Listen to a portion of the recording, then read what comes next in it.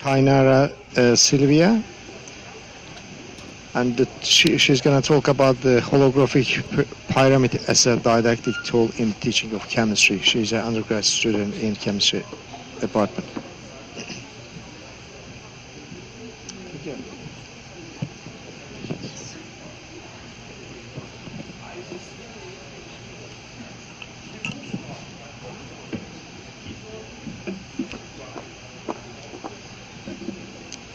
Good morning. All of you can hear me well? Yes? Okay.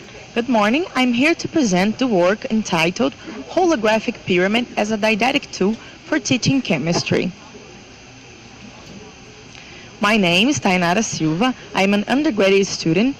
I'm teaching for being a chemistry teacher. I'm part of the group Programa de Educação Tutorial, also known as PET Chemistry, from the Federal University of Triângulo Mineiro. Our tutor is Professor Daniel Cerqueira.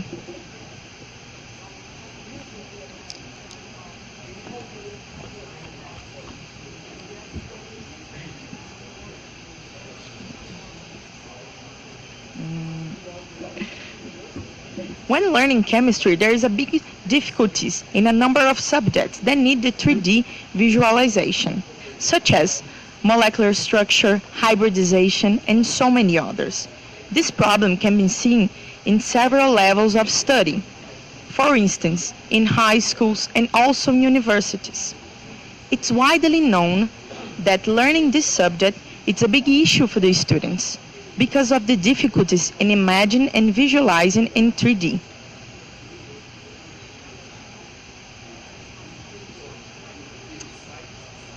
Some models have been proposed to solve this problem. For example, the ball and stick models, the Fisher's projections, films, and animation.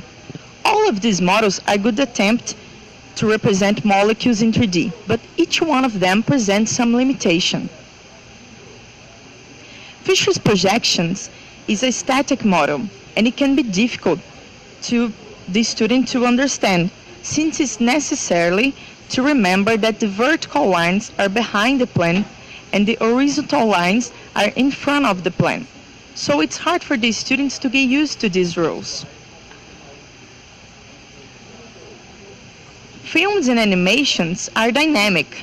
They have movements, but they usually show only one perspective of the depicted object.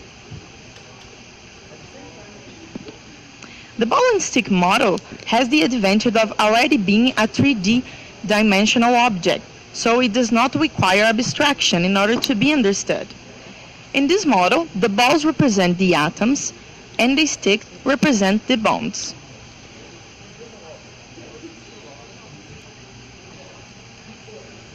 On the other hand, using these models in public schools here in Brazil, it's not practical.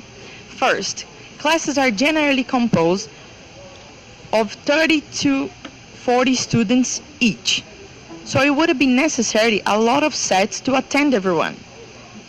Another problem is that Brazilian public schools most of the time do not have enough financial resources to attend all these students, so teachers can't afford to use these models so frequently. To overcome that, handmade models sometimes are used. Although cheap, they might not present poor quality of representation and might not show the correct angles and size relation. To address this issue, considering the lack of resources in Brazilian public schools, we need something that is accessible and cost-effective. Now that we are living in a digital age, the internet is an increasingly important part of our daily lives.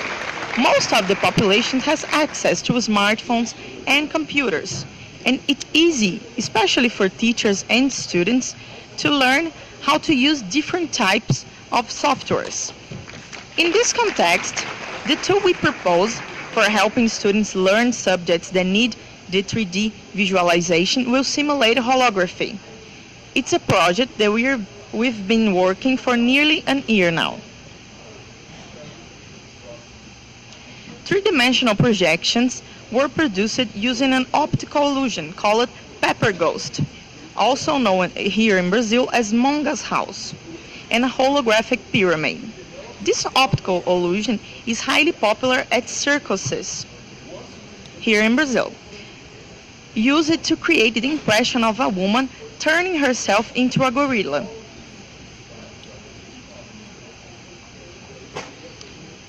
This famous illusion consists in the projection of an image of a hidden object through the reflection on a flat, transparent surface inclined.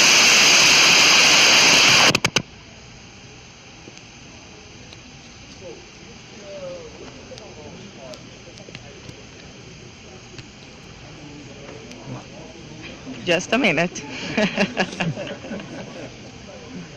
It's all part of the show, okay?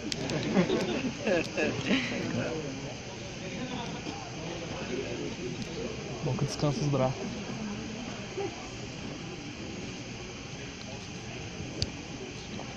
Good.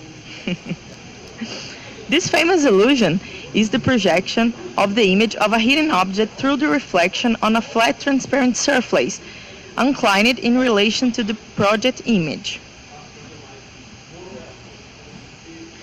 The objective of this work is to propose the use of three-dimensional projection as a new tool for helping students to learn chemistry concepts that need the 3D visualization.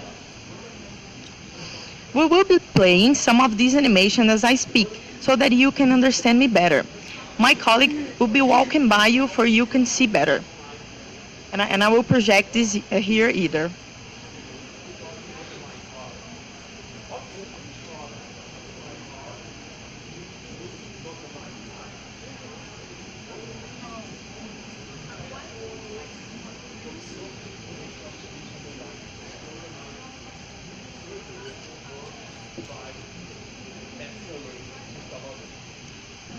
In order to get a result like this, there are some steps we have to take. The first of all is to produce the animation, and the second is to build the pyramid. For the first part, I will show you how we produce the animation. In this example, we produced a trigonal planar geometry model. We used the software ChemSketch to draw and produce 3D model of the molecule we wanted to represent. After that, we exported this model to Blender, another free software that we can use to make and editing videos. This picture here shows the software's interface. These triangles showing the image over here are the cameras positioned to get 4 different perspectives of the same object.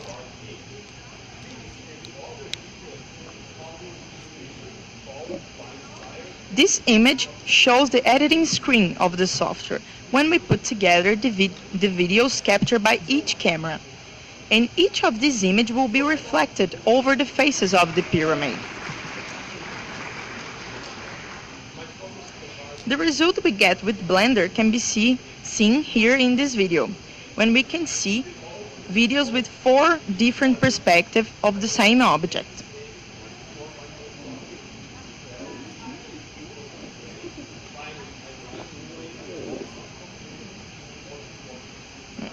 The next step is to produce the holographic pyramid.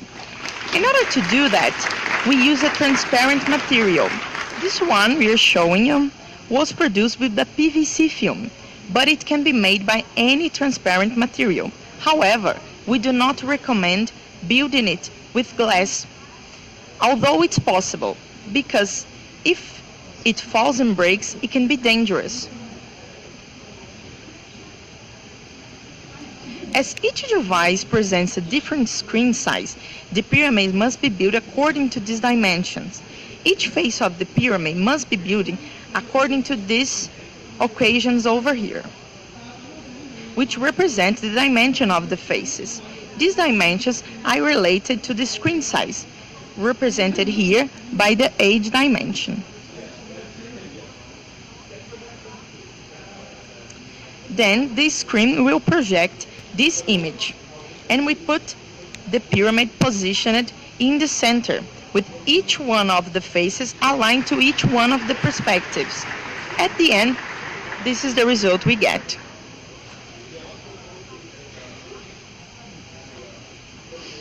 Nowadays, most students and professors use computers, smartphones, and would have no trouble using the technologies shown in this work. The projections I showed you today make it easy to see the 3D structures and might become an important didactic tool for teaching and learning contents that need this kind of visualization. Our group is producing several animations that will be available for both students and teachers so they can be used in chemistry classes. We are also producing an article that will be submitted soon, teaching how to produce the videos and how to build the pyramid. Besides that, as I told you, I'm studying to become a chemistry teacher. And this work helped me and my group to think about the problems we face in our educational system. As long as we know what the problem is, we can try to figure out ways to solve it, and that certainly can make us better teachers. Finally, even though the animations I showed you today was very simple, this tool can be used for uncountable subjects that need to be represented in three-dimensional. I want to thank all of these organs for the financial support, especially the FNDA and the FAPEMIG. If you want to know a little more about us and the work we are developing, here is our Facebook page and our contact.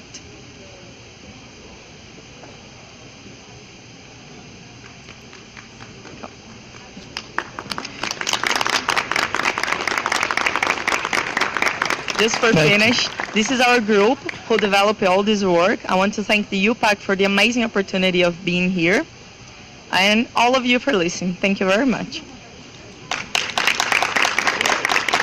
Thank you. So we have time for a few questions. Any questions? If not, I may ask actually. So I have seen this, but this is quite different in a way that you are first drawing and you connected with chemistry.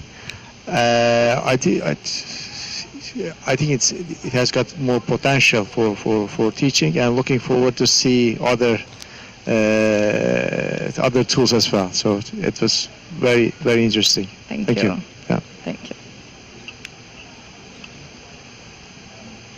I think we don't have any questions, and thank you very much. Okay, Thank you. Thanks.